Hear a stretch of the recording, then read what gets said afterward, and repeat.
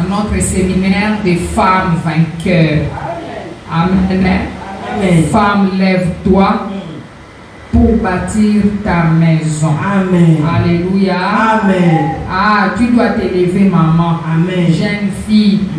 Je sais que toi aussi tu es maman. Tu es une future maman. Tu dois t'élever pour bâtir ta maison. Amen. Alléluia. Amen. Amen. Amen. Femme, lève-toi pour bâtir ta maison. Que le Seigneur vous bénisse. Amen. Que le Dieu très haut vous bénisse abondamment pour votre présence. Amen. Hein? Amen. Oui, bien-aimé, c'est vraiment très profond. Je sais que le Seigneur va agir puissamment. Il va agir puissamment. Pendant ces 3 jours, nous parlerons, bien-aimés, comment est-ce que nous parlerons de comment est-ce que la femme doit s'élever. Amen. Nous allons parler des rôles stratégiques de la femme. Parce que la femme a un rôle stratégique qu'elle doit jouer dans sa nation, dans son pays, dans sa famille, dans son foyer, dans sa maison. Amen. Hein? Donc il y a une bataille depuis le commencement entre la femme et le diable. Cette bataille est faite aux femmes de toutes les nations, de toutes tribus, alléluia, de toutes couleurs et de tous standings. C'est ce que nous devrons retenir tant que femmes. Nani Mokondi. Donc les femmes sont souvent regardées comme les faibles. Et le rôle qu'elles jouent ne peut pas, bien aimer, être négligé dans la société. Nous allons parler des comportements des femmes, des caractères. Alléluia. Ba caractère na biso ebele o e détruire biso. Nyonso wana to kolobela yango na matéa na biso. Puisque peu importe la grandeur d'un homme bien aimé dans la vie, il doit y avoir un temps où il était un bébé impuissant dans le ventre d'une femme. Alléluia. Amen. Puisque c'est la maman qui porte. Donc le diable sait que la femme contrôle les entrailles. En sachant cela, le diable s'élève. Parce que la Bible dit dans Genèse 3, verset 15, je mettrai une inimitié entre toi et la femme, entre ta postérité et sa postérité. Alléluia. Et la Bible dit, celle-ci t'écrasera la tête et tu lui blesseras les talons. Donc la femme doit comprendre bien aimé, son impact dans la société et surtout dans les foyers. Alléluia. Voilà pourquoi la femme doit s'élever. Nous parlerons de combien de femmes et quelles sont les femmes qui s'étaient élevées dans la Bible et comment l'Éternel avait agi. Amen. Hein, au travers de ces femmes. Puisque le diable est aussi conscient que du fait que les femmes qui veulent être sérieuses pour Dieu ou avec Dieu ou occuper des places prominentes dans l'histoire, bien aimés, ce sont des femmes qui sont vraiment menacées. Alléluia.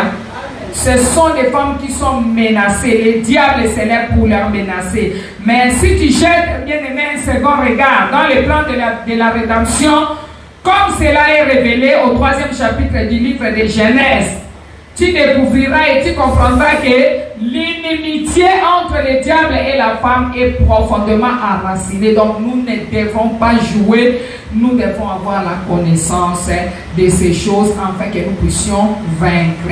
Amen. Acclamons le Seigneur. Jésus-Christ est Dieu. Amen. Hein? La femme doit impacter.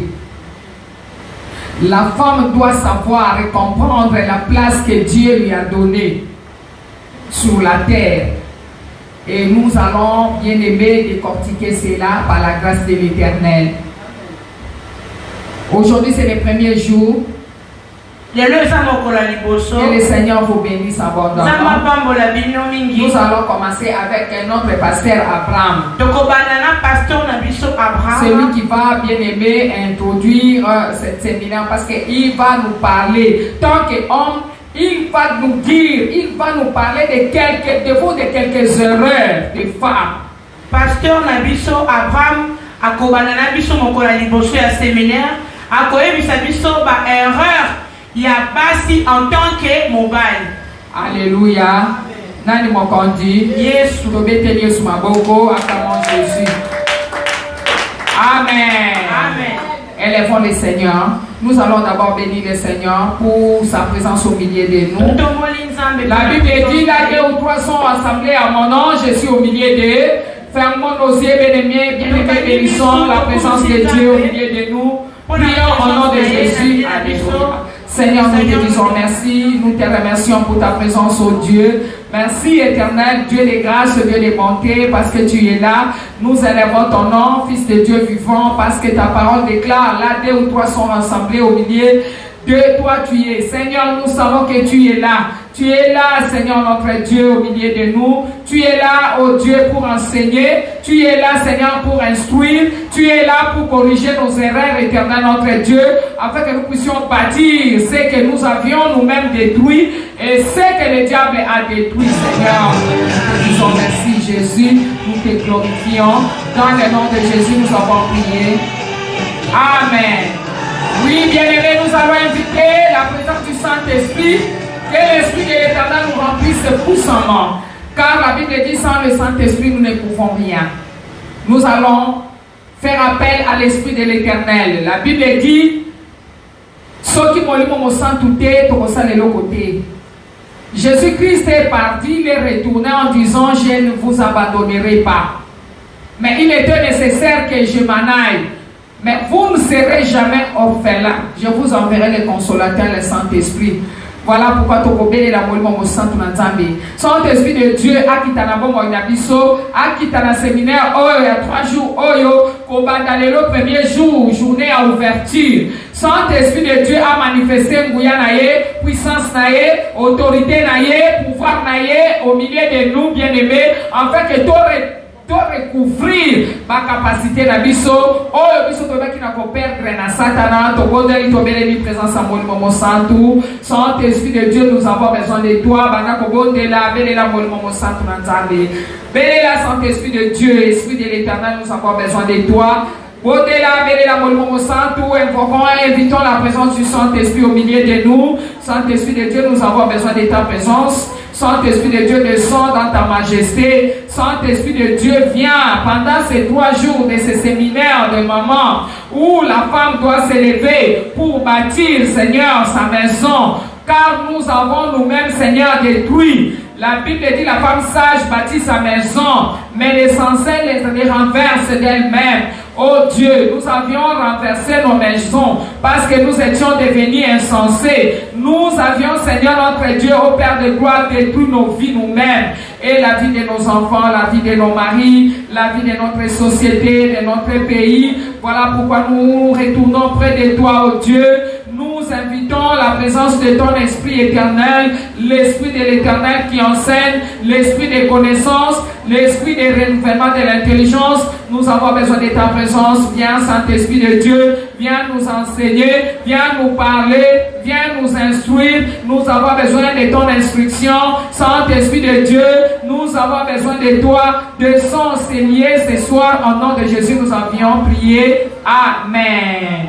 Gloire à Jésus. Oui, bien-aimés, nous savons qu'à chaque fois que nous nous réunissons, il y a la présence de Dieu. Mais nous ne pouvons pas oublier qu'il y a un accusateur, le diable, qui est là pour nous accuser à cause de nos fautes. Voilà pourquoi nous allons retourner à l'Éternel. La Bible dit tous ont péché.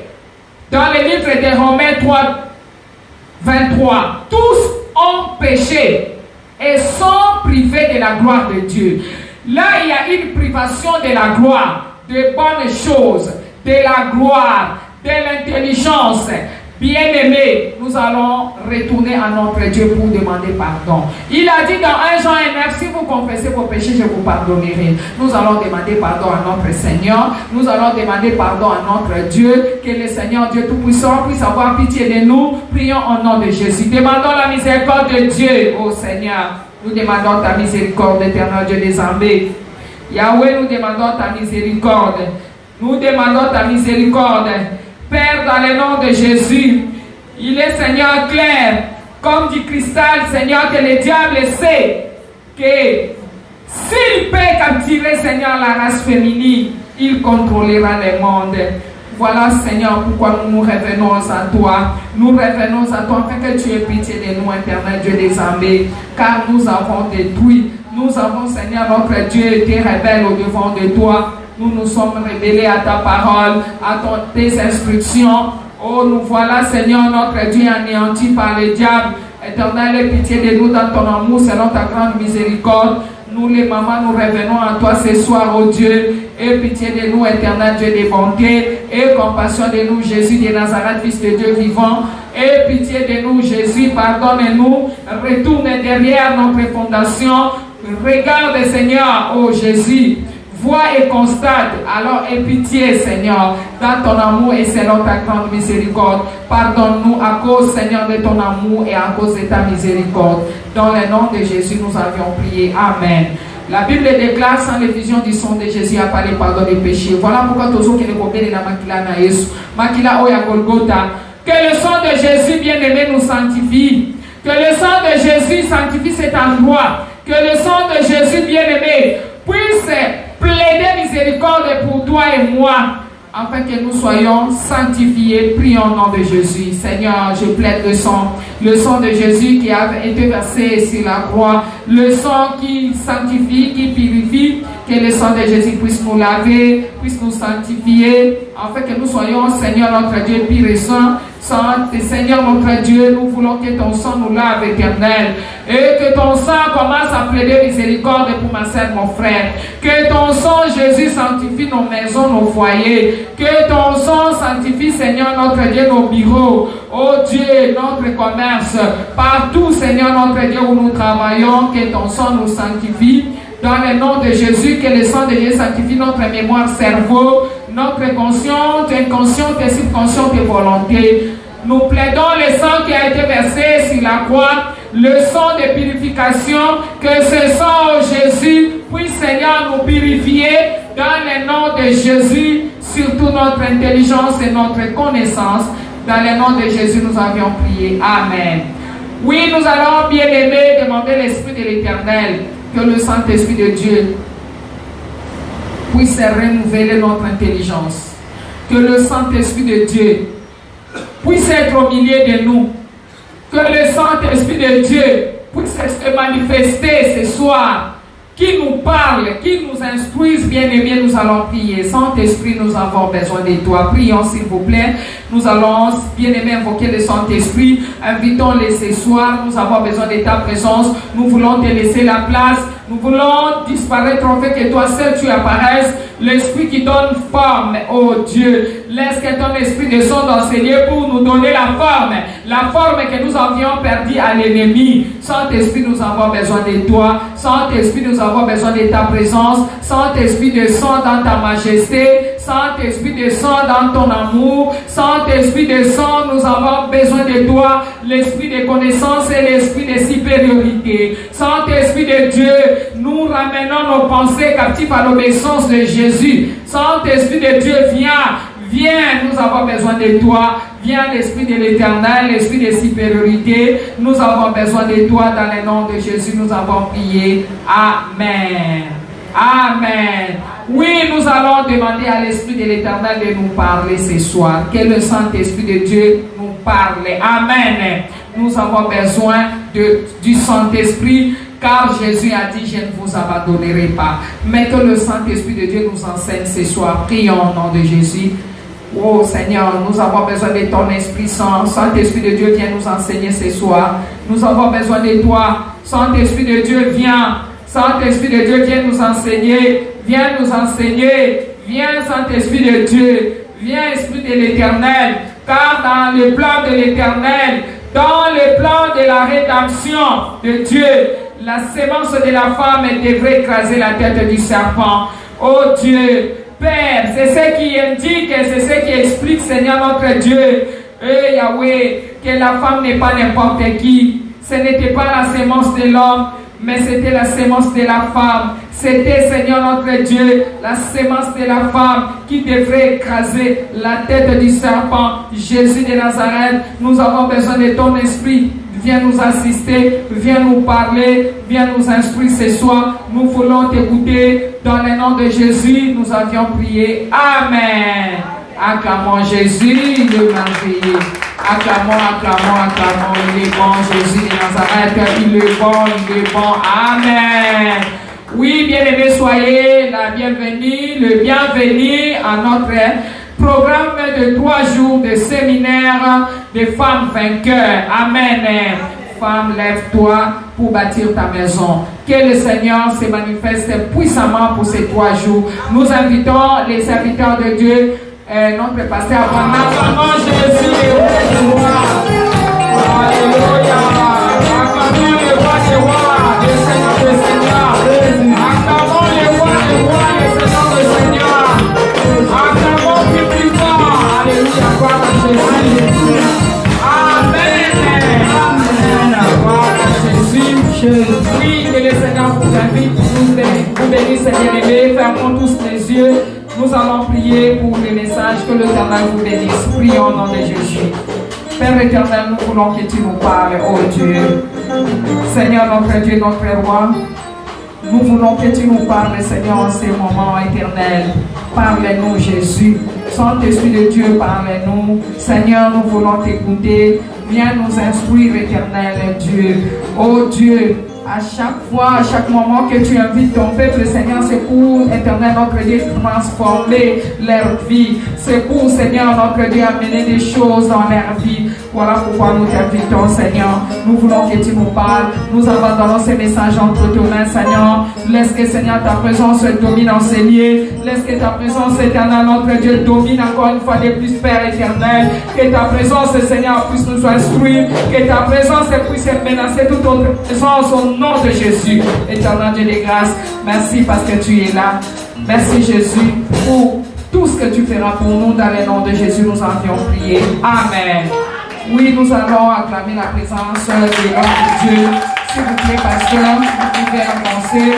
Que le Seigneur vous bénisse abondamment. Gloire à Jésus, gloire à Jésus, gloire à Jésus. Que l'Éternel bénisse. Amen.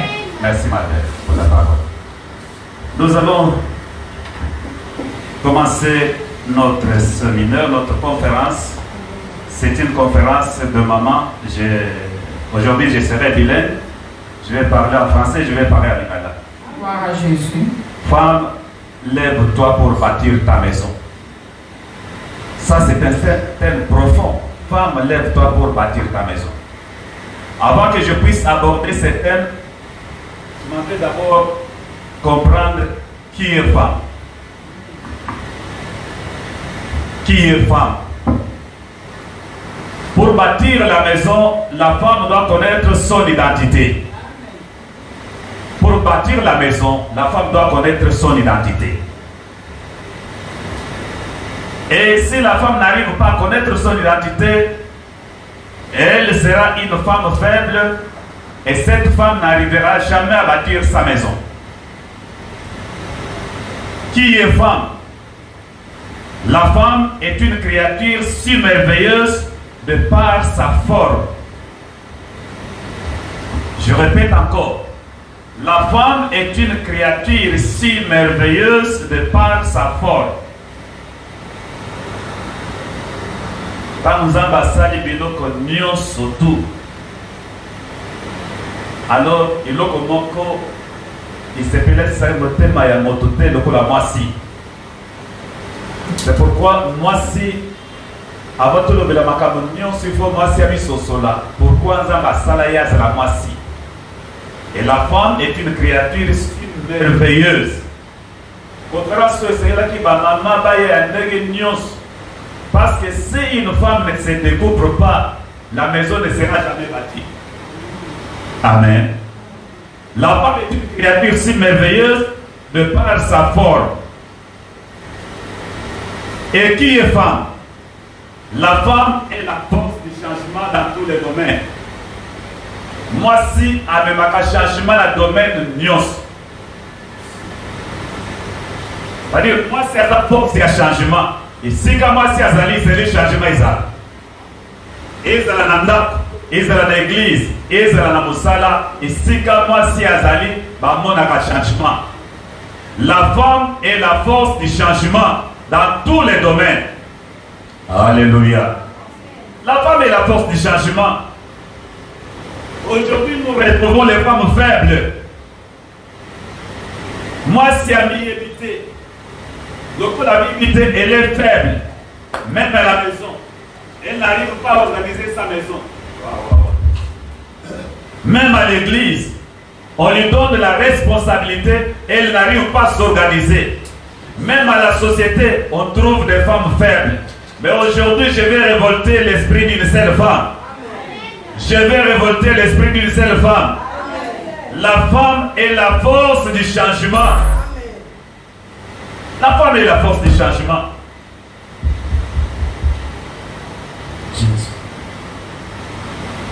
Ça, c'est la deuxième définition de la femme, la force du changement.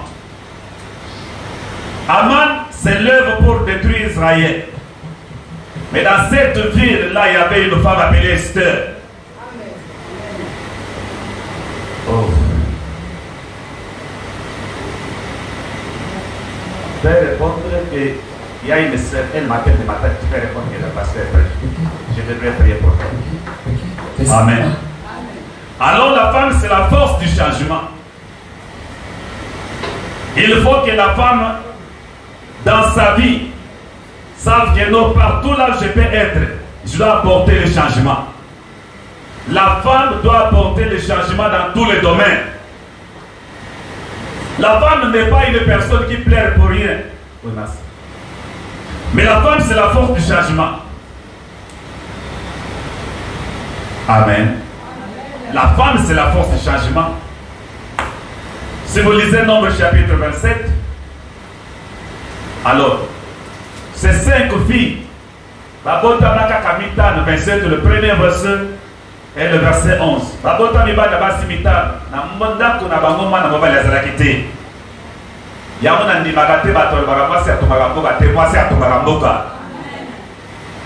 Banabas Oyo, Tatana Mamoa Koufi, Antikimana Mobilité. Mais Israël, les Zalakete, moi, c'est à cause de l'héritage à papa n'a été. Banabas Oyo, Yoka de Bangomitano. Yoka m'a bien.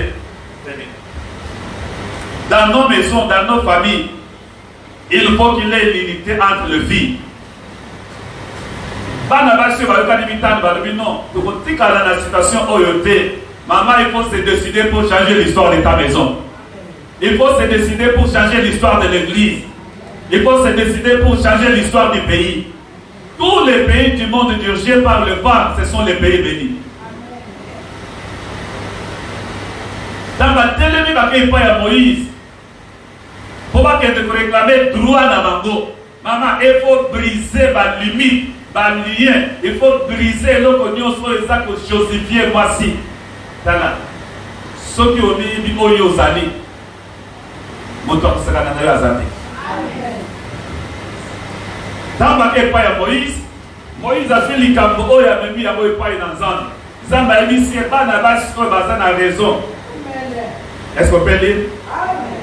Nombre chapitre 27 verset maman. Si on peut nous lire. Na l'église va pesa maman moko raison na poko alelo. Amen.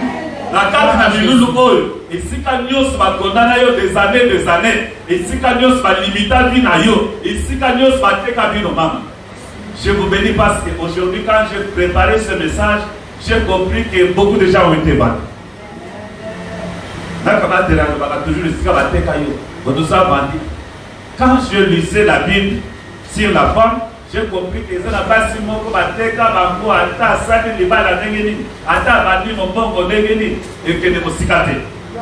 Que Dieu vous bénisse. Maman, vous pouvez dire Amen. C'est Nombre 27. Nombre 27. C'est Nombre 27.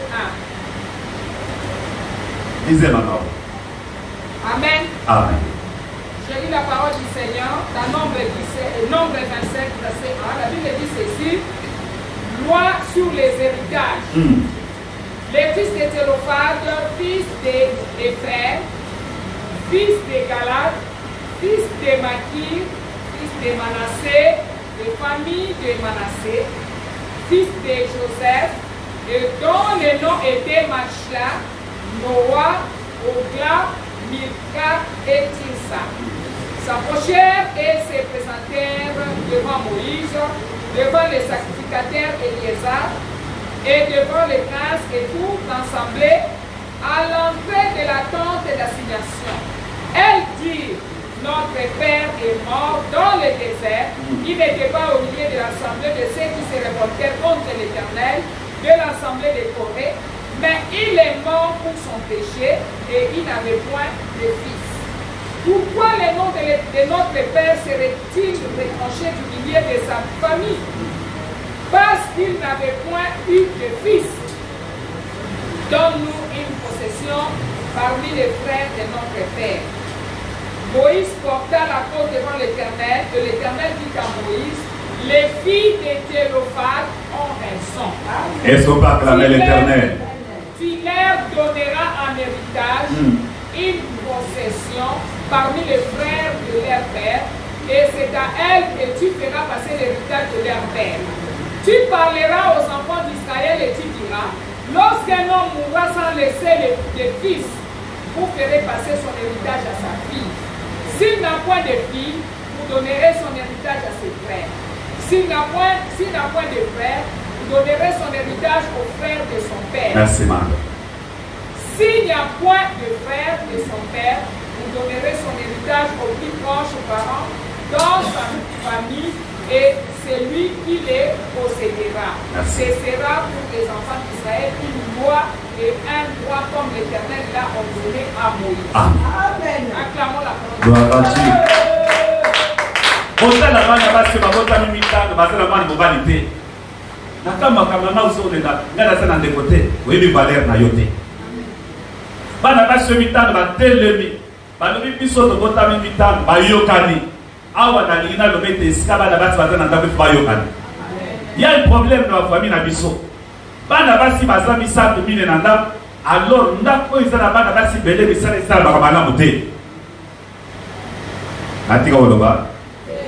Je vais parler en tant que professeur. Quand la psychologue va se bayokani, balobi photo kende point na Moïse. Non, on ne peut pas permettre bangoba kende, mais va décider. La voie c'est la vie, le changement c'est la décision, la détermination. Ba comme point à Moïse, tant que na baso ani koloba, Moïse a fait la loi et point ba kaya de gomba, ba même point na nzambe. Zamba lobi bana basi ko bazana raison. Banda lelo, mope kwa de kozala lisusu te. Soki moto atiki bana mibali te, soki atiki héritage, il faut appeler ça na bana basi. Banani baboki mope ko yo bana basi baboki yako. Mope ko nyonso ba établir la famille na bino il faut ekoya. Alors, la femme c'est la force du changement. Et si Dieu se bat avec choix, comment c'est choix kate? Moi c'est choix kate. La frontière va contrôler la capacité. Pourquoi va contrôler la capacité?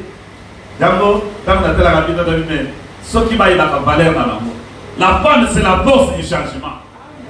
Balima Bobabaji, Esther a télemi. Assis à Yimi déjà ici qu'à Otaki. Pour moi, si à ton mandat, il faut y avoir d'abord origine naïe. Il faut connaître d'abord son origine. Où est la origine ouah? Où est la famille libre?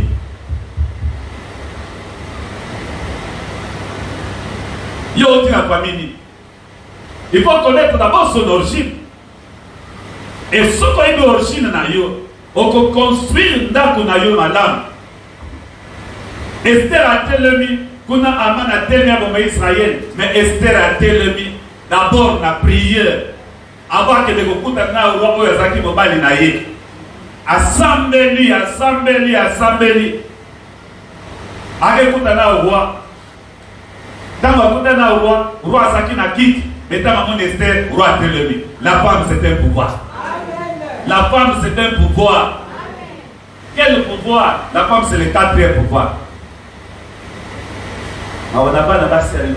Parce que maté ya ko iso bazam yango. Tala pas de makama susi na ba démonter. Makama susi na manque de connaissance ya libala ya formation. La femme c'est le quatrième pouvoir. Le quatrième pouvoir. Premier pouvoir, c'est Dieu. Ça me donne un pouvoir, il y a les bossos. Deuxième pouvoir, c'est l'État. Au lieu de que l'État a la raté, l'État a la carte. Pour y avoir l'État, pour y avoir un comprendre l'État. Troisième pouvoir, c'est l'argent. Le dernier pouvoir, c'est la femme. La femme, c'est le pouvoir. Le quatrième pouvoir. Le quatrième pouvoir. Amen. Je viens. Merci. Premier pouvoir, les ensembles. Pourquoi? Merci, maman. Les enseignements, merci pour la maman Racine. Pouvoir, il y a les bossus, les ensembles. Deuxième pouvoir, ils ont l'État. Troisième pouvoir, ils ont Bongo. Quatrième pouvoir, péché, c'est pas pouvoir, non, c'est Zanani. Moi, c'est ça, quatrième pouvoir. Parce que ma médecine n'est pas d'accord. Et moi, c'est Rabalona. Attends, ma mission, ça vous cause un bureau. Nanda, vous avez pas bon éviter. La femme, c'est le quatrième pouvoir. Autant l'Esther n'est pas ça pouvoir. A combien de fois il y a au roi?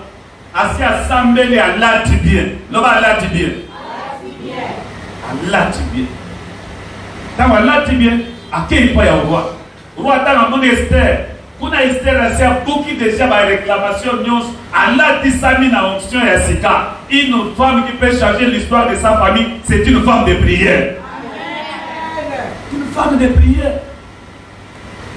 Alors regardez, vous avez une servante de Dieu, une femme de prière, une femme moderne. Mais ces enseignements amènera une révolte spirituelle et une révolte dans la vie de chaque femme. Dans Esther Aïe, voilà la première réaction. Mobile à télé. Roi télé.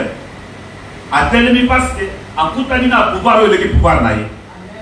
Deuxième chose, à Zwilingen naïe, à Pessimasi naïe, à Pessimester. Troisième chose, à Esther, c'est que l'eau qu'on y sur le Sénat dans le Pessaï. Et l'eau qu'on dit que roi de Loba, prière au Esther à Salah. Et l'eau qu'on dit que roi de Loba, parce que Esther a une valeur naïe. Loba quatrième pouvoir.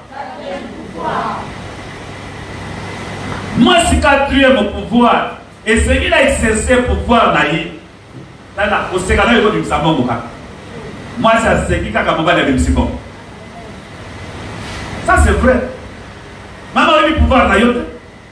Vous avez un peu de maman n'a pas zakati, mobile ya teti azalakate. Na lobi mobile ya teti azalaka. Maman a eu pouvoir na yote. La femme c'est le quatrième. Et la femme, la femme c'est la reine de tendresse. Reine de tendresse. La femme, c'est la reine de tendresse. Maintenant, les bébés, ils ont fait les gens qui nous quittent. Moi, c'est à cause de la soda. Moi, c'est à cause de la soda. Moi, si c'est la tendresse. La tendresse. Amen. Ça va pas pour la chérie, Nanga.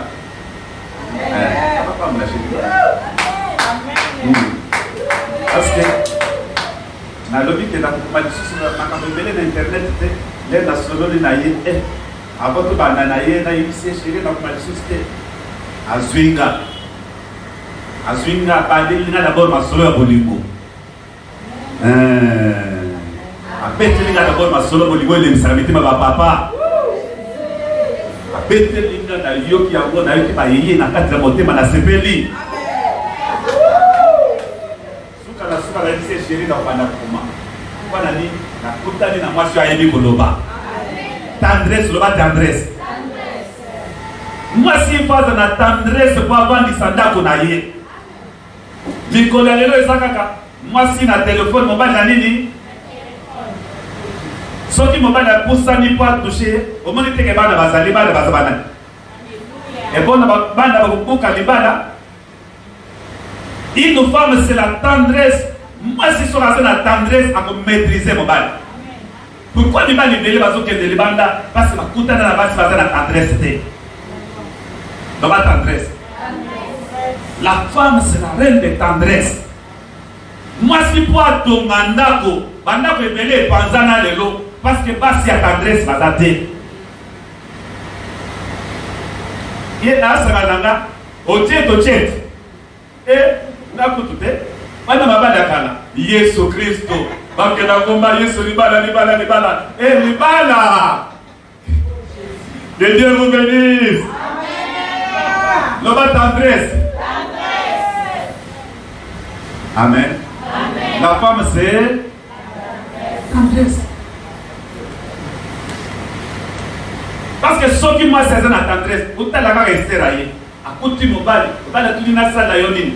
Mais yo oui c'est que pesa ka le pam. Mais c'est la bandika. Aïbissé na kopes yakalobi na invité. Moi si à tendresse, aïbi même ndenge ni na préparer mettre na yé. Aïbi ndenge ni na préparer et si kana yé bat baliaka. Maman merci. Maté a oyo kokango na ba maman. Amen. Loba tendresse.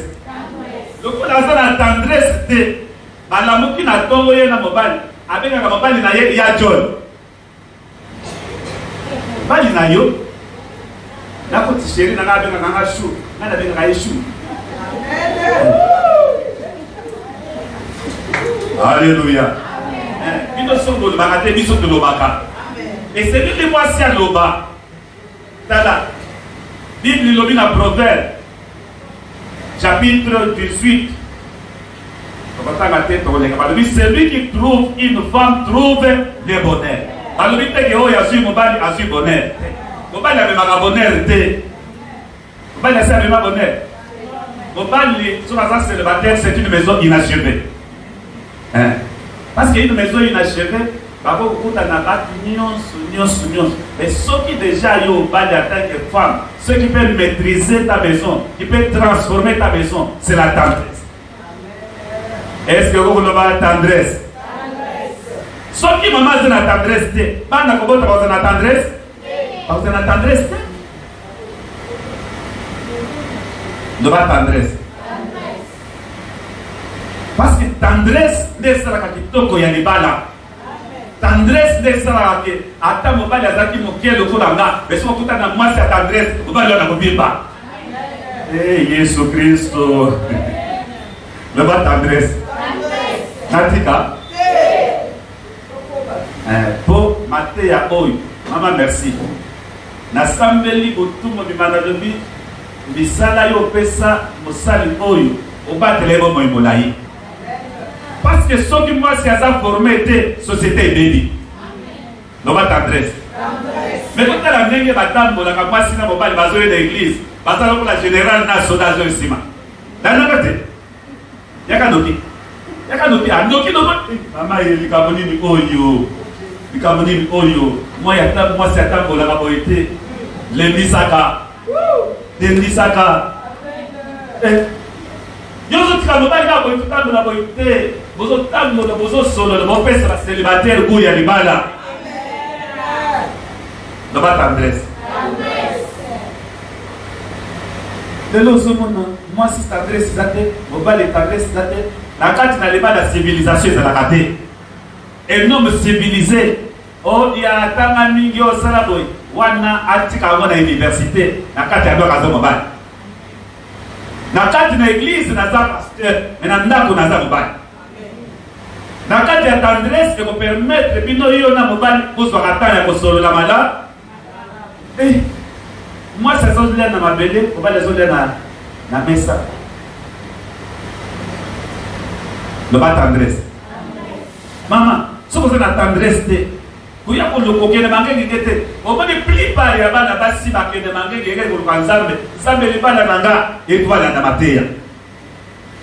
Parce que les balles sont à démonter. Ils sont à ma camomo sous si c'est l'éloigné bayango. Si vous avez la tendresse, attends au sang de la famille qui change mal votre raté. Le bas tendresse. Amen. Vous avez la tendresse. Mais vous avez la caméra, il y a la tendresse qui est. Maintenant, vraiment, j'ai compris quelque chose. Le secret à base de la tendresse, balomaka. Ce qui m'a dit la tendresse, c'est alomaka. Ya ko somo na lelo moto azo ko évoluer pour nani. Bonjour ma sœur. Ni nyamo yibika. Na côté na pour la paix moi na ma bonjour. Papa ni nyamo, zali kamunanga. Na bitaba na basi ya lelo bazo kete ko kama bala mangomba, na bala eza ko na prière te, na bala eza la formation. Une femme formée est plus forte que l'armée de l'Amérique. Moi, Oyaza formée, elle est plus forte que l'armée américaine. Dans ma tendresse. Moi, si à côté Kobanda, comment que mon bali n'a respecté. Oui, mais pour que moi, si à Tomanda, il faut qu'il ait la guérison de sa langue. La guérison de la langue.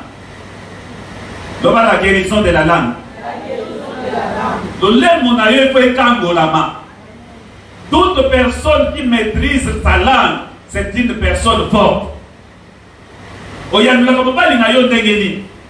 Une femme sans tendresse.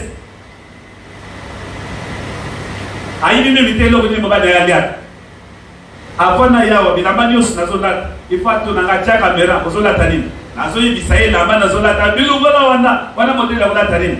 Voilà, une femme formée, il faut la payer même les lattes à mobile naïe. Parce que tambola mobile fait ses aboy. Votre sénateur mais votre papa azo bisaye le mois si naïe. Bala muki dimanche parce que l'église n'a retard, on va laisser le Kédama pour la tailler, mais il s'est exalté.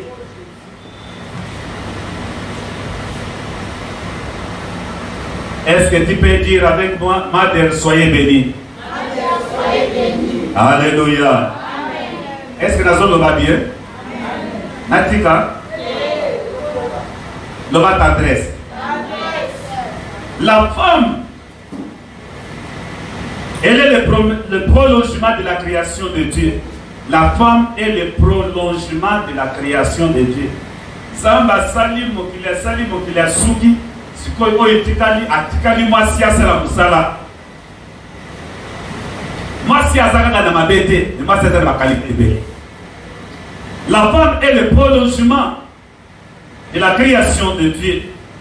Tous les hommes sont sortis de la femme. Mibali nyonso batu nyonso babotama bauti pa ina mwasi. Aza la journaliste autwa. Eza la avocat autwa. Eza la roi autwa.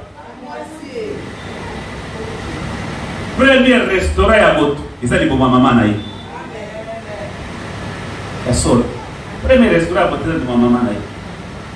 Mwasi nala ngai na yebi valeur na pesa kata mwasi. Et puis dans l'Iran, il s'agit que la femme travaille 19 heures du temps, l'homme travaille 14 heures du temps. La femme travaille 19 heures du temps, l'homme travaille 14 heures du temps. Ce qu'on a dit dans la Bible, entre l'homme et la femme, qui est plus fort? C'est la femme. Parce que la femme travaille combien des heures? 19 heures du temps. L'homme travaille 14 heures du temps. Non.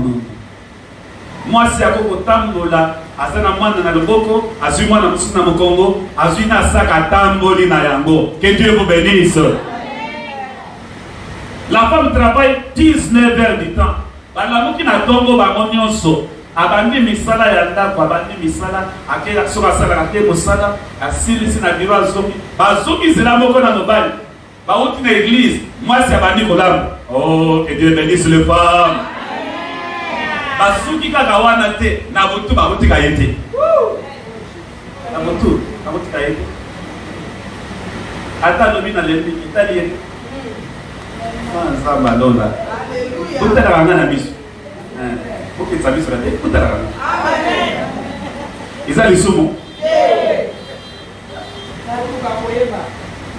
Alors, moi si azosala musala makasi yango lelo mwasi oyo aza formé ata komi na 97 ans akotikala toujours ayebi valeur na ye mwasi.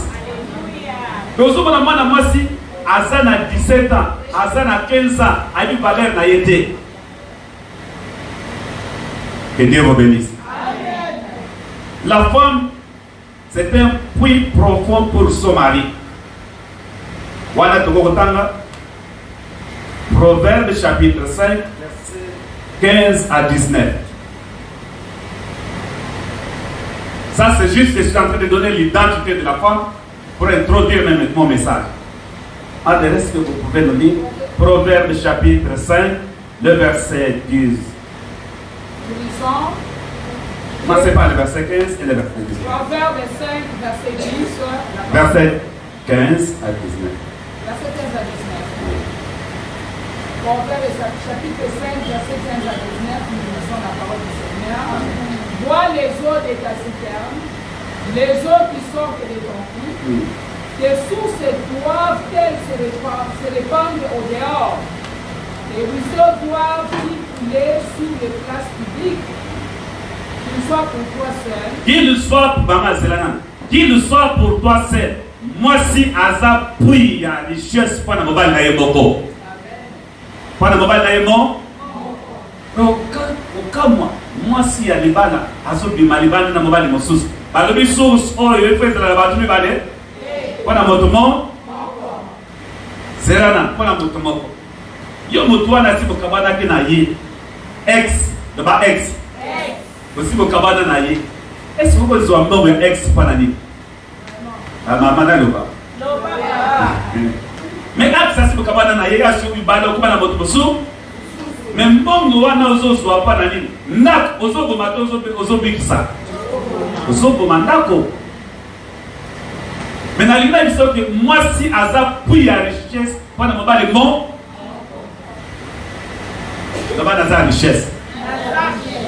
Pourquoi ça va dans la moto ko ça note? O ça va lobi puis wana moto libanda ko mela ya ngote. Amen. Donc moi na moi si bazo sakana na ye kwa na likambo ya téléphone bazo sakana na ye. La tamboko ya mongo aibanze momoko ngate na la yo kaka. Iloko leka jama. Oyo kanze mwana.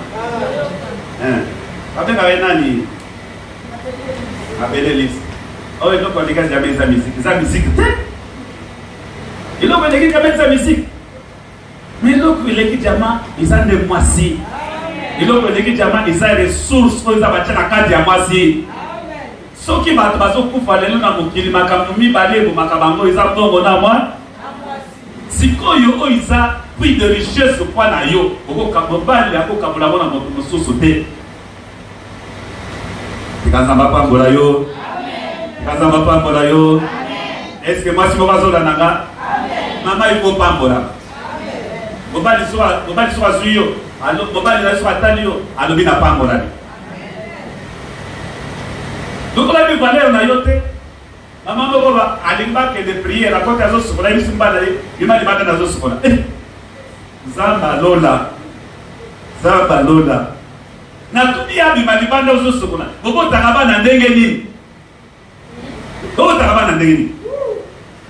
Alléluia. Bobo takaba na ndenge. Donc so bimisa libanda ozo sokola. Et donc on dit na zangi ko iba na nzoto na yo. La femme c'est une lettre écrite pour son mari. Moi si ako côté ya mobali na Bible te. Kaka ye aza pasteur na biso côté ya biso mais yo na nda te ya mobali na yo na nzoto na yo. So va lire Apocalypse à terre dans notre main. Dieu vous bénisse. Amen. Yango ba hypocrite tout ça la bango le belé l'église akabaso dans la kabason. Mais ce que tu as na téléphone na ye, ba photo nyo c'est ba porno et tonda.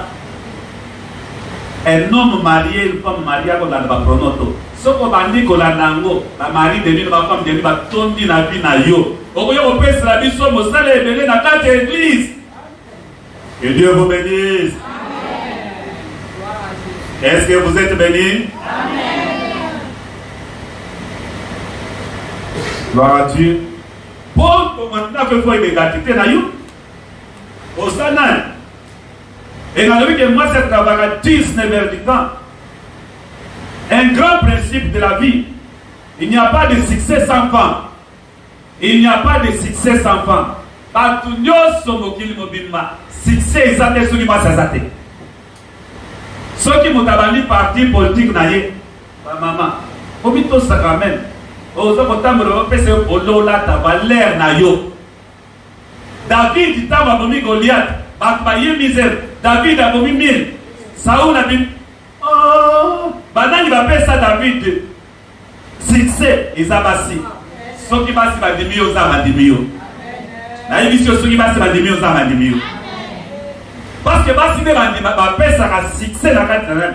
Même ba église nyonso bozomona église ya makasi eza église te na basi.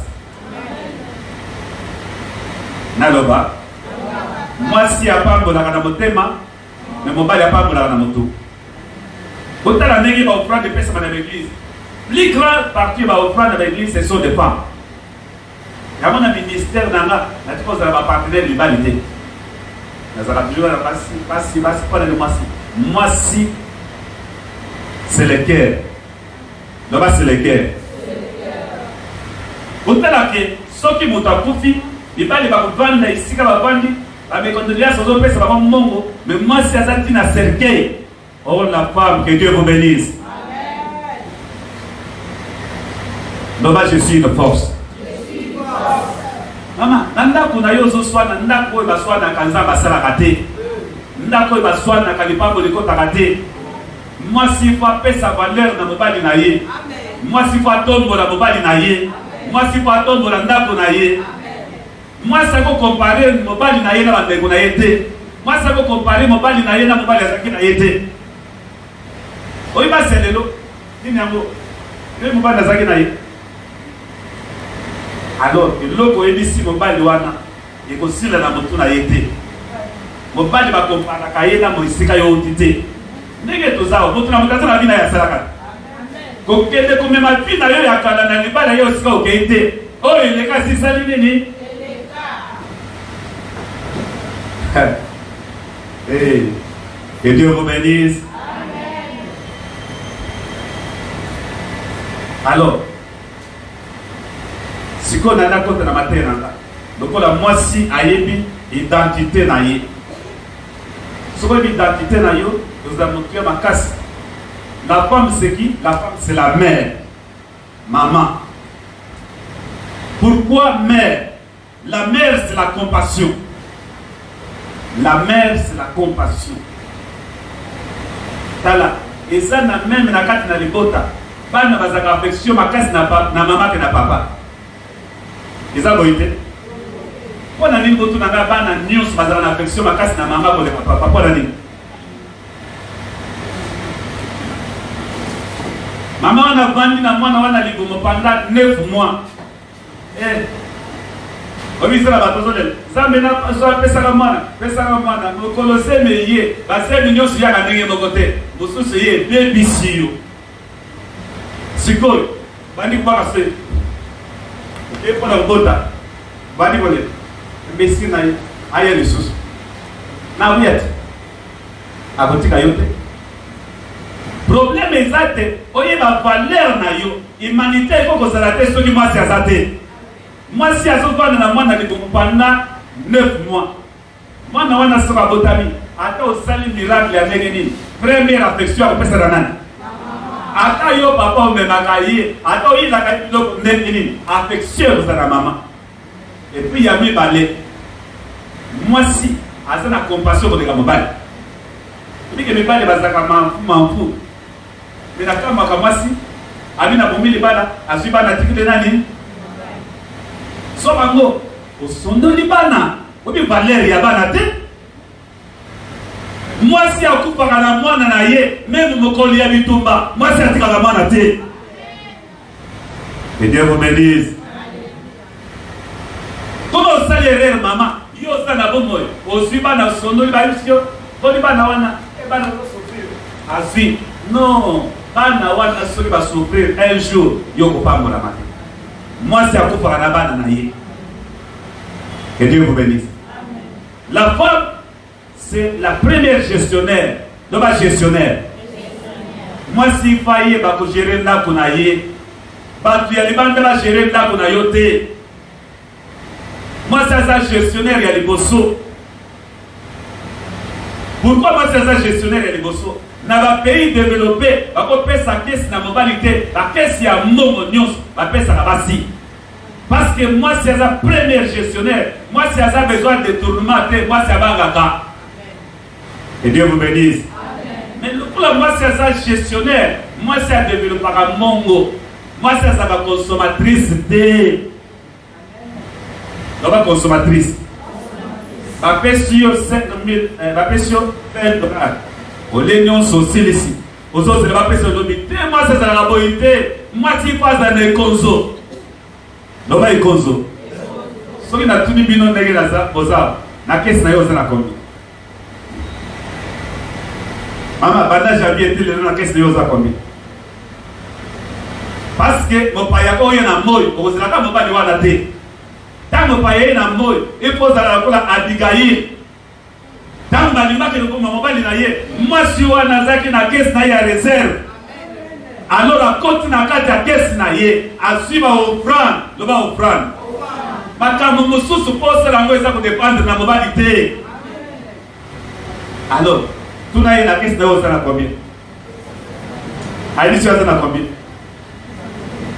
Maman, pendant janvier, dit les autres dans 9e mois, moi, si à dans la caisse. Tout n'a la caisse na ça na combien?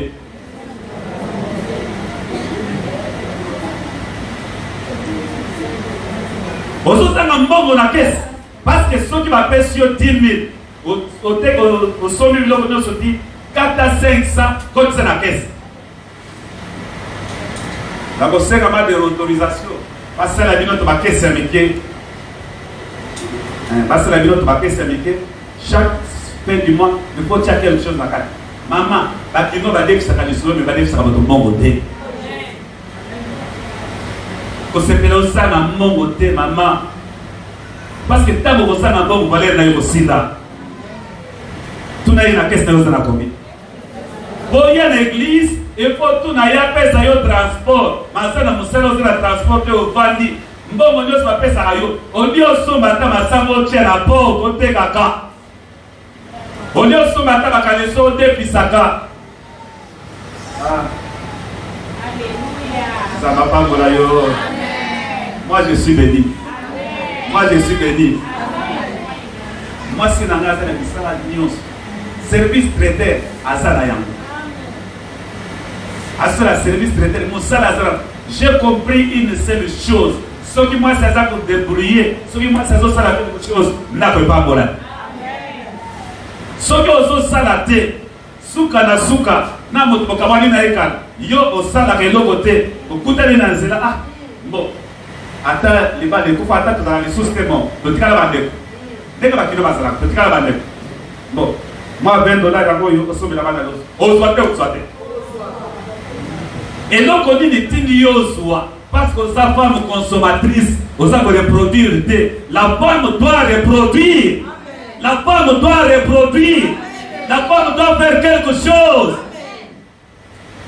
moi c'est pas ça là loko tala les Nigériens, ceux qui ont été dans l'Ouest africain, ils ont été na victoire. Ils ont été na victoire. Ils ont été na Congolais. Alors, les lots, il ne faut pas d'accord la motion à ça de l'autre côté. Parce que si on a de l'autre côté, on a charge pour le mobile wana.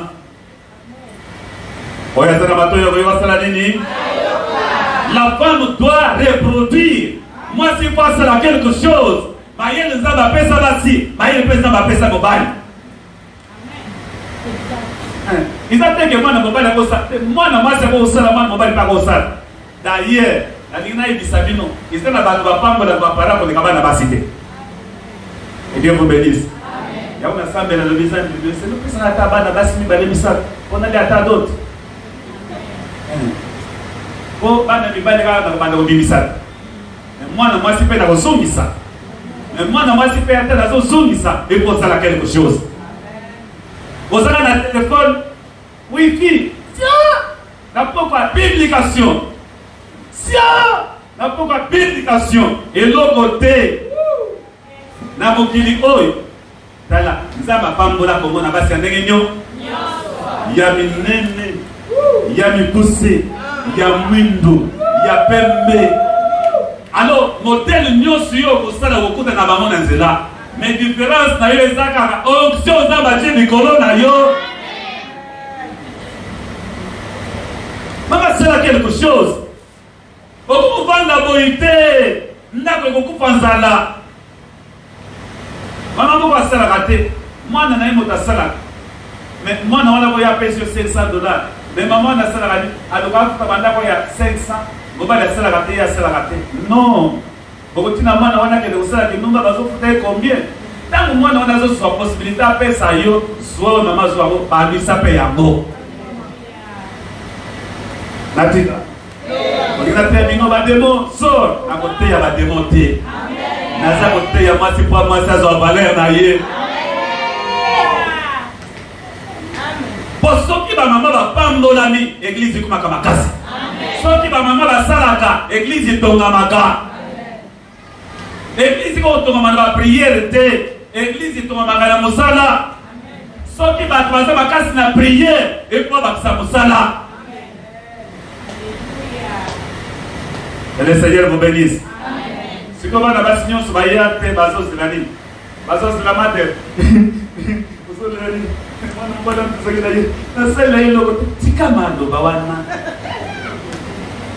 Vous avez un tango ya kubanda kolila mwana mobali te. Vous avez un tango sala quelque chose ya bina yo. Nenga lingaki yo mosusa koya. Et Dieu vous bénisse. Natika koloba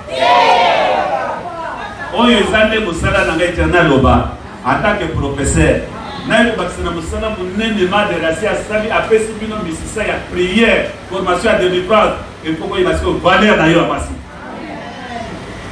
na kisi na yo kozala pamba te mama ndeko na kobela na moyo yaya vous avez un problème de dissertation nini yango obali nanga azate quel soni. Il faut na caisse na yo maman ils a quelque chose. Dans ma caisse. Yes. Nana za na caisse na ah. Gloire à Dieu. Oh, merci maman. Na kosala la bino yango. Amen. Pourquoi? Parce que le développement commence par le travail. Israël botel a ndenge basalaki. Juda bazaki na prière. Mais ba mususu bazali na travail. Ya ko ba chrétien ba tkali makasi na prière, ba musulman ba tkali makasi na musala. Et ba ndi de l'autre. Kene na losisi là. Okuta ba tudo so ba mana bana, c'est bien de prier. Mais musala ni osala. Bon batina mangenge ngi, c'est bien de prier, mais musala ni osala. Donc on peut développer comment la prière té.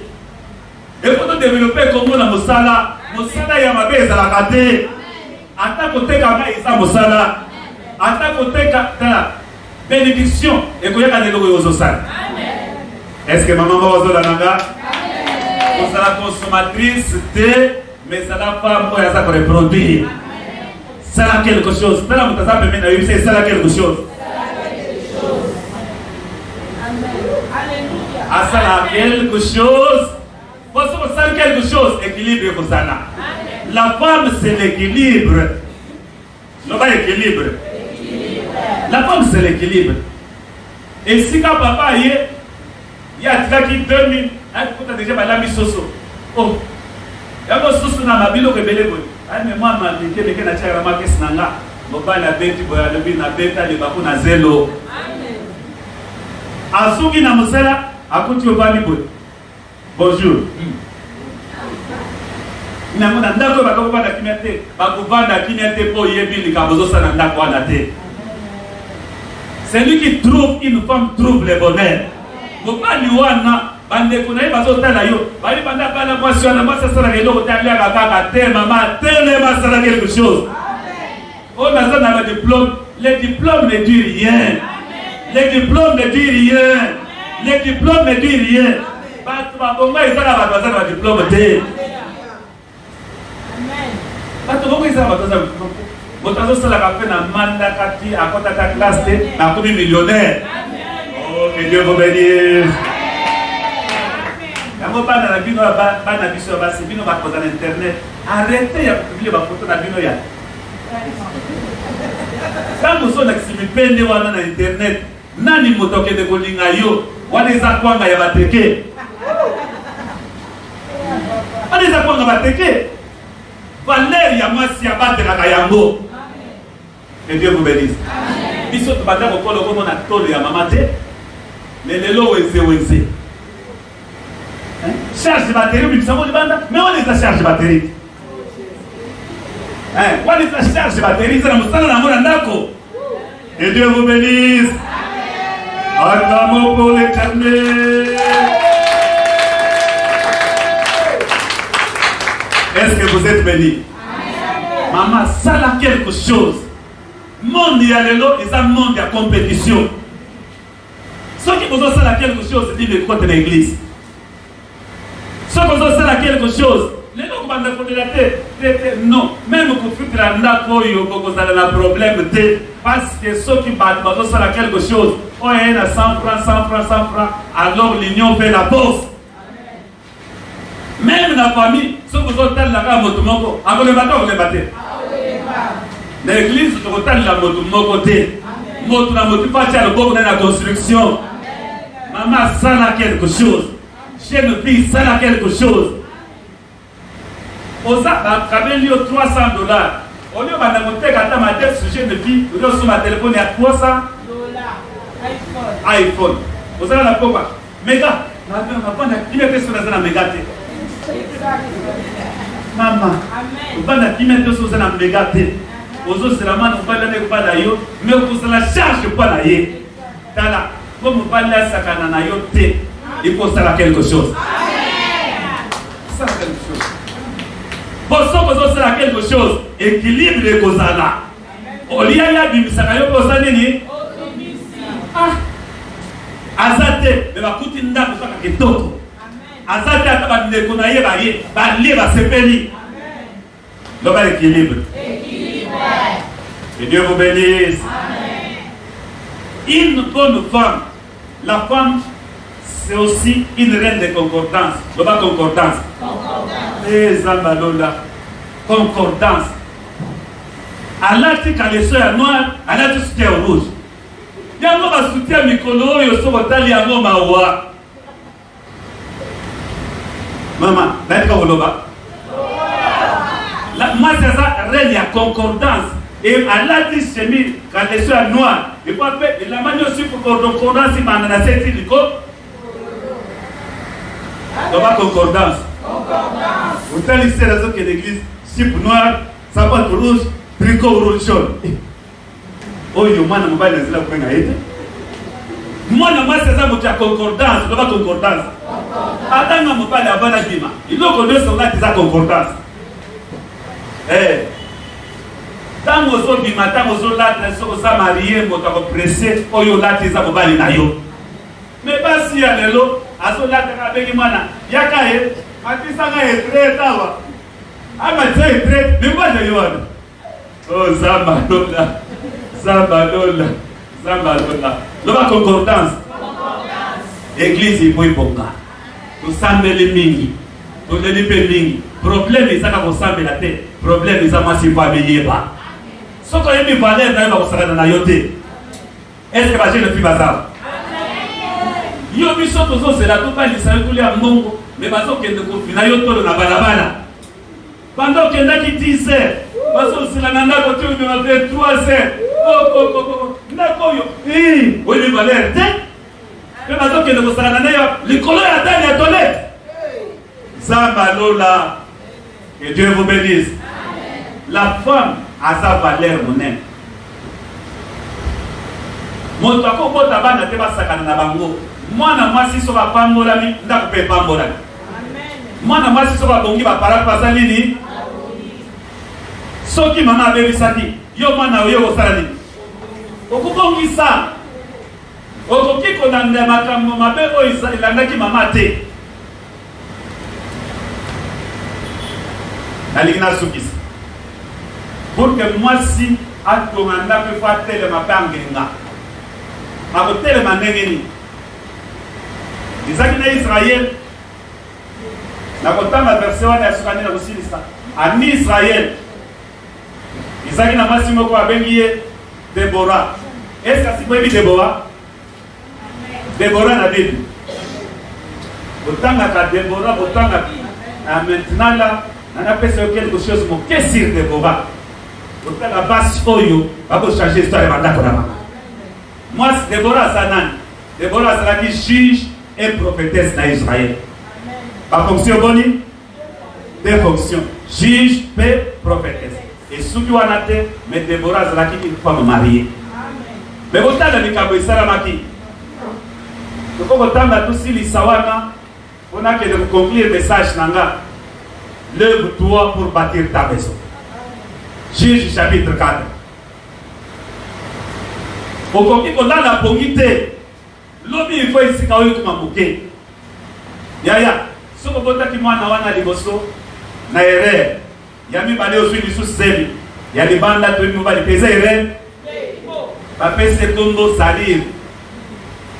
Alors, au sous-titre, comme il a dit, mais ça peser erreur. Mais on même ça déjà valeur na yo que moi si ya soko bébé si valeur na yo ba oyo ba tili valeur na bango tant que le banzambe récupérer na isa pétété mi ba di pe pas que ne pas la déjà moi c'est assez à kota ba na isa pétété to ba ka ngolo na zambe kaka. Que Dieu vous bénisse. Ni batela changer. Maman, est-ce que vous pouvez le chapitre 4? Je vais terminer par 4. Commencez par les premiers versets. Amen. Gloire à Jésus. Nous sommes dans le livre des Juges. Hein? Oui,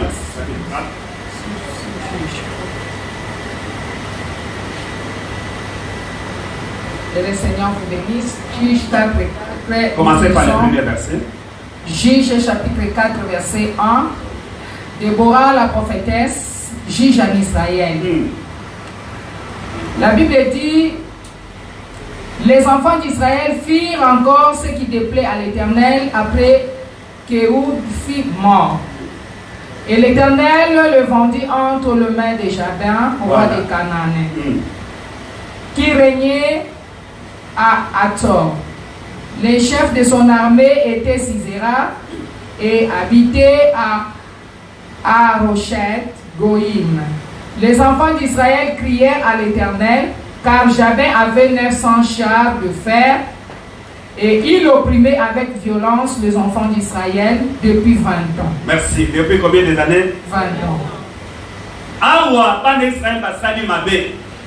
Zamba teki bango na maboko ya bakanane. Zamba teki bango.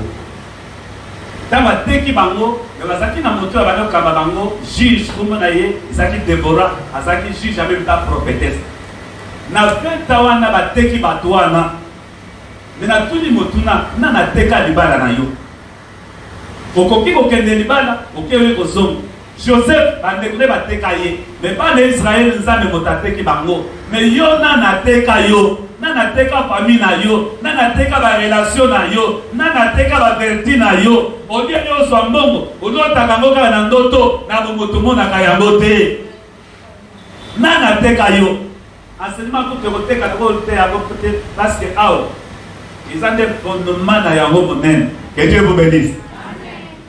Na landa ka dengma de la bête kango c'était mais si Dieu épinglé que motateka bango izanzam asali 20 ans Aza mwasi ya libala, aza même ta juge na prophétesse. Mwasi oyo aza kosambisa ba un jour zamba lobeliye. Yango na linga ibisa bino que Dieu parle. Amen. Dans zamba lobeliye abengi Barak. Barak azalaki général na ye. Abisi Barak, Dieu m'a parlé. Kende oyo ibisa Israël pour que de attaquer batwana. Kuna Jabin azaki na chef na ye, o babengi Sisera. Sisera aza konyoko le Israël, mais Déborah aza pe na général azo sala le côté. Barak na linga ibisayo, soki bateka yo na molili okodominer force ezo ko bisayo te. Isengili ba racheter yo, ba soma yo pour kuma vainqueur. Mais biso bateka biso ya pamba, mais ça ba suba biso na makila na Jésus Christ. Et siko Déborah a telemi abengi bango basa na armée biso toza na armée. Pas de tuzolonga bango te. Barak yaka lobi okende na bango Barak ayebisie na kokende te. On ne s'oppose pas à l'ordre des leaders. Ceux qui ont leader apesi yo maloba zamba lobi boy ko s'opposer te. Kazamba pambola yo. Amen. Ya on a n'a pas ça va dans les balles bazo de babana avant aborder sur la carte d'église les kana ni pas ya mama na dina kutana mwana maswa mama bino bato ya bakaba dossier na ezandenge parce que okende kubana bitumba okende kubana bitumba sauf que moto a changé l'église était dans ndako changer té alors Barak a s'opposé à Déborah dit prophétie ibisiye okulonga menzamba kopesa Sisera na maboko ya mwasi. Ah, quand une femme se lève les choses changent. Quand une femme se lève les choses changent. Na domaine news na ibisibino que moi ça gestionnaire ya malam. Na ibisibino qu'il n'y a pas de développement sans femme. Écoutez la sikoyo batebi tumba babundi Baraka longi bango mais Sisera kimi mango na makolo akimi aki na ke ko na ndako ya Yael loba Yael il est comme Seigneur Dieu mais Déborah il est comme bani abeille Zoe Déborah il est comme bani intelligence oh moi si ya mayela tombaka ndako na ye moi si ya mayela ni misaka salite ndako na ye libanda te moi si ya mayela ni misaka bayele ya mobali na ye te moi si ya mayela zakala baninga ya libanda te kaka bato zo ibisa bango makamandako na yo kaka bango bakopinga yo lobi. Que Dieu vous bénisse. Yael azaki mwasi ya libala azana ndako na mobali na ye babanda na boye bamona Sisera akoti na ndako bande kuna ye bazolanda ye Déborah si sui vision akoti na ndako ayebisi Yael bombanga soki badukinga olobi ke moto akoti awate yamona ayebisaka bato kozala bitumba na mwasi te kolonga te. La femme c'est une force ayebisi ekota na ndako akoti na ndako apesi ye mbeto azwi ouverture apesi ye alors ayebisi ye nayoki kosa mai mwasi wana yayelaki ayeli ye kopo ya miliki ya monene ameli pongi ezwi ye ntango pongi ezwi ye prophétie esi bimaki eke moto akolonga bitumba oyo eza mwasi otakolonga bitumba ya ndako na bino eza nde yo otakolonga bitumba ya famille ya mobali na bino eza nde yo kaka ndenge tobanaka mobali aza na mwasi so mobali aza na 50% bitumba ya famille na ye yo mpe oza na 50% bitumba ya famille na bino bosangani ekomi combien de pourcent mais po bitumba oyo ekolonga yango esengeli mwasi atelema sikoyo mwasi oyo napesi miniki bibi lobi ete alali pongi makasi mwasi ake ozwa marto alandi esika azalaki ngini apose abumi ye parce que banani Déborah si apesaki prophétie ke moto akolonga bitumba oyo eza mwasi mama moto abemisaka na mokili eza mwasi aliaka boma bomoi mpe kokota na nzela ya mwasi parce que mwasi nde aboti Yesu Kristo et na kati na ntango abomi ye Déborah asali nzembo Déborah eli koloba nini lisusu une femme parfaite et Déborah eli koloba l'éloquence mwasi mpe koyeba koloba te bandako ebele basi baza koyeba koloba te mobali atundi ye motuna mobali ezala na likambo moko ye asi akomi na 10 na maboko te mwasi alobaka boye te. Et Dieu vous bénisse. Mobali soki alobi likambo moko d'ailleurs Sarah bandi kobenga Abraham mon Seigneur benga na terre kaba mama ataka professeur mobali soki akomi ndenge bayaka na moyi makasi boyi mama atako azokoma sisa longola ye veste longola ye sapato soki kora eza te biloko oyo bozwa mopepe ezaka nini osilisi nano pesi biloko kolia te obetene lisolo sheri na nga ata azalaki na problème na mosala akoti na ndako mwasi akitie motema mobali na bitumba na mosala akoma na ndako mpe bitumba Yesu akolonga ndenge nini mwasi aboya kotonga ndako te. Une femme vertueuse eza mwasi oyo atongaka ndako na ye na caractère na ye. Et Dieu vous bénisse. Mwasi aza complice ya mobali na ye mwasi akobomela mobali likambo te Ils ont passé le long mois dans Suisse, mais banane baliba. Ba traité ka bango na bango ti, c'est mi pe que les maté que les gars. Ti, moi si ya malama ko komela ko ba na ile kabote, bo solata ba na basali nene pesa no ba le rapport, bo solo daka. Que Dieu vous bénisse. Amen. Natika, oh il soit par maman ya ngoha. Et pour solo daka moi si la mobile, ba na wana basabana na bino. Et moi si à cause de la bakata ba question robo makabike meke wana lisa chérie na ma question nga oyo ya go kuna te ape bibali bobali wana soki na masa bisika na sana pièce sawa ngo muna ndako ba gopesa susté et Dieu vous bénisse. Est-ce qu'on peut acclamer l'Éternel? Déborah a tellement aimé si bara yo général okolonga te moi sinda kolonga. Mama yo kolonga, bituma byosi mwasi akota kalonga kayango. Utala likambo, isalama na Jeroban isa oyo bobanda kobenga Gédéon. Gédéon akotaka bana 70. Utala basali na Nzambe ndenge basala. Azali na Nzambe ti ayi kubala boti bana 70. Na bana 70 ekota mwana moko bengi Abimelech. Abimelech abomi bana 70 nyonso. Abomi bat nyonso. Etikala Jonathan kimi na ngomba asakoli. Abi lokola abomi bat nyonso wana. Mama ebola nanga. Bana ya kubota mobali mwana tata bamemaka bituba fami. Ozola nanga. Biso tosala berero ibino bana na biso tosala berero wana te. Bashe luki basawa. Abibi na mwana obali oyo ayeli biso mwana ole abenga ye mama ko benga ye yaya abengi nani papa Yesu mawa me bairero oyo biso tosalaka bino bokosala ngo lisusu te biso tosala bairero me bino bana bokomisa. Que Dieu vous bénisse. Ekotala likambo esalami mwasi oyo atelemi akei Déborah azwi sikoyo maloba alobi na telemi lokola mama na Israël. Verset ya suka yango wana mwasi fo atelema lokola ma awa na Israël te na ndako na ndako na ifo telema lokola ma ifo yeba ndako kotia ordre na ndako bandako ebele okokota kunata mayo komela te ndako salite esika bana basomi banda tongo basubi wana ndako salite bashambre mosusu kokota te otali mwana mwasi skalalaka mawa libanda kubitia parfait sia mais chambre salite. Que Dieu vous bénisse.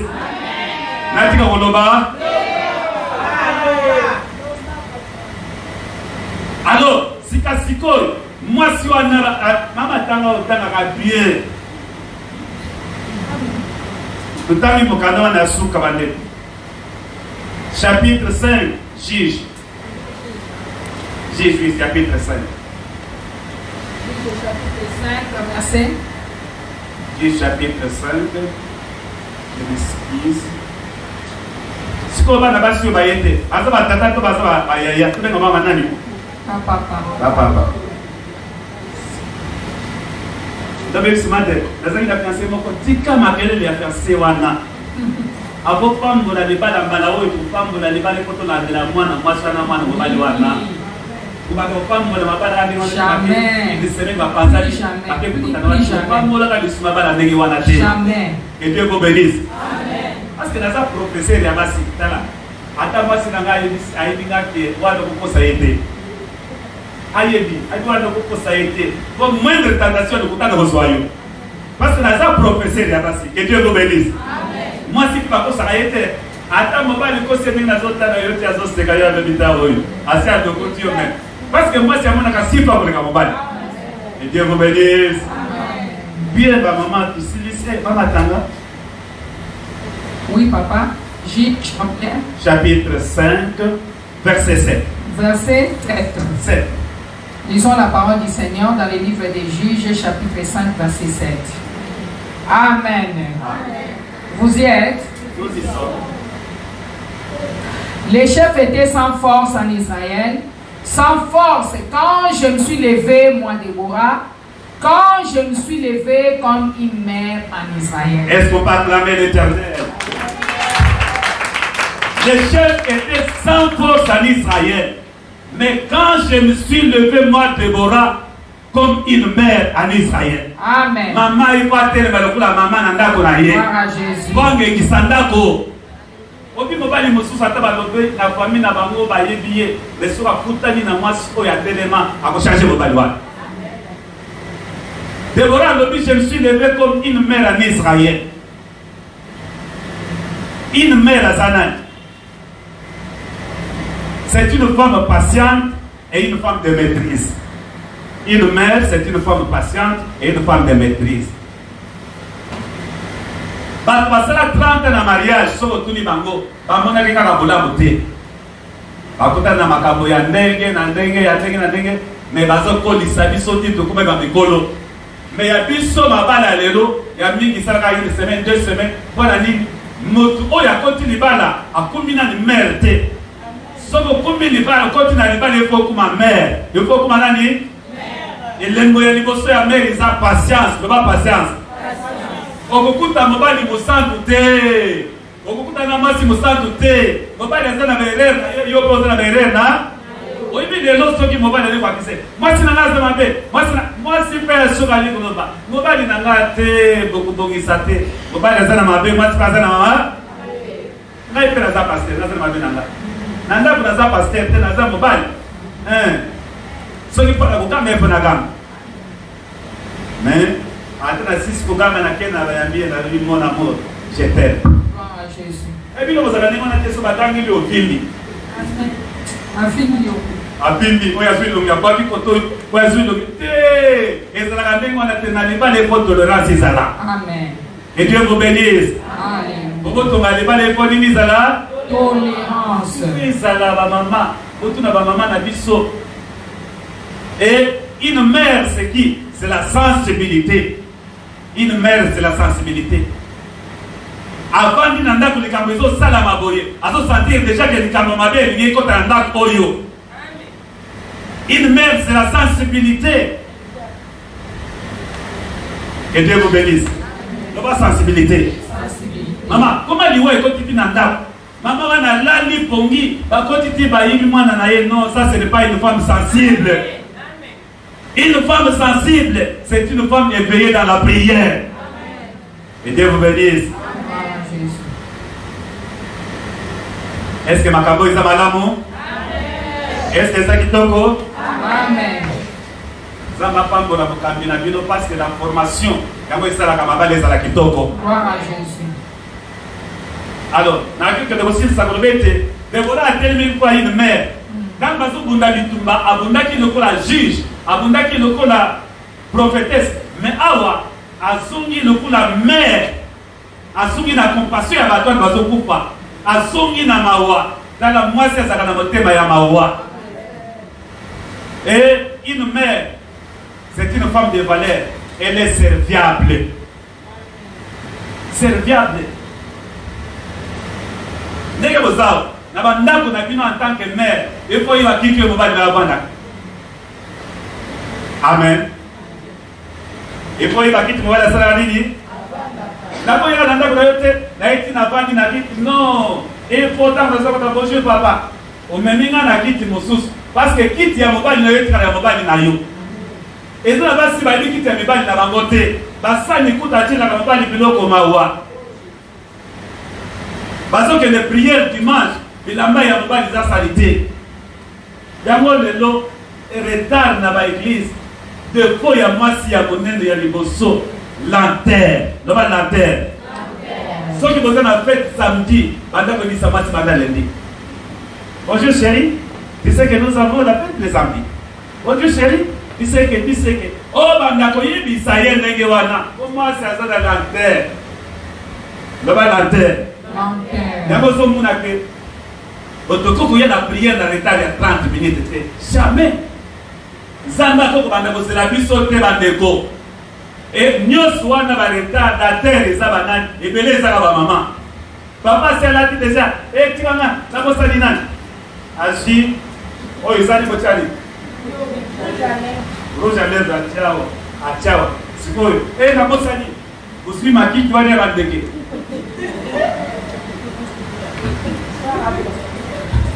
Eh, attends, moi, je n'ai pas ça, l'esthétique à ça.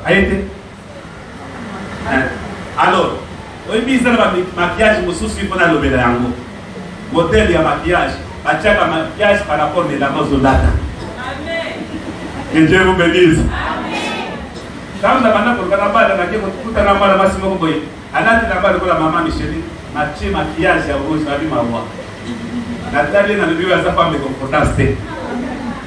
Oui, parce que dans un professeur, quand nous avons poussé des points, ma camonga n'a pas besoin de tali dans les bandages. Que Dieu vous bénisse. Le maquillage, la vie de l'eau, et comment maquillage, donc on doit les capitales maquillage. Donc on doit les capitales ligne. Donc on doit les capitales au chocolat. Moi, si pas la propre partout, pendant Watia. Hein? Je regarde. Pendant Wati. Bon, les gars peuvent s'engler, belé. Mais la s'engler, belé dans votre clone. Autant que les boyema wa. Grosso, il n'y a pas mon gros sac à madame thé. Maman, ma camoufle sous mi pas de bâtiment à n'a pas de ma camoana. Solo. Et quoi c'est nanga? Ils ont dit, attends, parfait. Non, problème est ça, parfait. Problème est ça, entretien. Comment entretien? Que Dieu vous bénisse. C'est tout le monde a dit sur la scène, Nicolas, il était sur la terre. La salle m'a parfait. Tiens. Je suis pressé. Pressé au Kenya na bureau nini. Na tout na bango na ville, bo sala raté. Bo sala nini buluka na ville oyo. Oli ma ngongo moke aussi, ba lui ça ya go. La femme c'est la tête, l'homme c'est la tête. C'est la tête. Moi ça cause na ngongo na kesité. Amen. Ndenge la sote ya. La sote ba maman. Il faut pas ngona en tant que les femmes. Amen. Amen. Bon c'est la papa que nous personne n'a pas pas ngona. Non. Mais ce que vous avez na caisse na yo, vous se préparez déjà que tu vas y mon papa, tu pas m'lendengue. Et Dieu vous bénisse. Amen. Moi si il faut faire ça mon bali na ye valeur, no ba valeur. Valeur. Na quelque aussi ni sa maman pasteur mo ba zaki na masi. Moi so na manda ko zoe kaka. Mo bali. Ma bossa ne ko mo bali na ye za pe pasteur. Mo ko mo so plein prédication bazo te aboyi. Moi c'est telemi ba dosa. Comment pasteur ake boyi pa nani? Ake nanda alambi mesa mobimba akundisi mesa kitoko mobali alumi chéri il y a la fête a dit non ce n'est pas la fête mais le lot la ligne ya bayo en tant que serviteur de Dieu. Et Dieu vous bénisse. Amen. Pourquoi pas si va pasteur bazar va problème belé beaucoup ya va divorce le lot quand va pasteur ils va l'hôpital ils va passer comportement ya passer. Amen. Alinga zo mobali na ye lokola serviteur de Dieu te ale ya kuboya ngate mama eloko mobali ya boya ka ize loko basi asala mobali ya bongisi fête pour présenter kitoko na bazo benga reine aboyi ye pe abongisi fête mususu ma vision mibale ndako so misa na vision mibale ko tambola te ndako ifoza na vision mo que Dieu vous bénisse. Alléluia. Acheli mi la maman. Alors, à Salinini, parlons la Bituba. Je clôture mon message pour vous dire quoi. Moi, si pote à ton nakonaye, il faut éclairer. Moi, si pas à ton nakonaye, il faut y identité naye. Moi, si pas à ton nakonaye, à déshonorer mon balinaïté. Basi mon bec, balobi le coup naye à tous sur roi té, les camarades ne soient pas simionso. Il faut placer le roi awa. Batongoli. Ye, bake kozwa basi mususu tala eza na basi mususu oyo eza na ngo bandoki te makambo ya mabala mama eza bandoki te makambo mabala eza comportement impolitesse loba impolitesse moi si atelemi azofinga mobali na ye lokwa surtout basi ya basoda pardon papa loba pardon natika surtout basi ya basoda atelemi na kazo finga mobali na ye osili si ko finga mobali wana batu nyonso batali yo valeur na ye esili une bonne femme tant mobali azoloba ya vandi ti akorépondre na miso ya bato te ata nga paster talanga nga nazalaka hypocrite te mama paster ayebi na miso ya bato kokorépondre nga te mpo nani valeur na nga tokokabola yango te. Et Dieu vous bénisse. Natikali pasteur mais mobali na yo na quel mobali na yo ndenge nga nazotombola yo to tobatela. Pourquoi mibali bazokufa noki zalika bandoki te bakutana na basi ya mabe. Est-ce qu'on l'a dit là? Parce que ceux qui moi suis un azam à l'homme, ceux qui moi suis un azam une bonne femme, mère, ne pas femme mère. À protéger la naïe, à protéger la mobali naïe, à protéger la bana naïe. Maman, bana ne faut protéger mango. Ata ma bébé izali bazabana na yo. Komibisa bana no libanda te. Kolakela bana na yo mabete. Mama kolakela bana no mabete. Poso ki bana bapambola bilobi yo kosepela. Amen. Soki bana bakangola bilobi kozala esengo na yo. Que Dieu vous bénisse. Amen. Est-ce que ma maman a ça? Amen. Est-ce qu'on s'est béni? Est-ce qu'on s'est béni?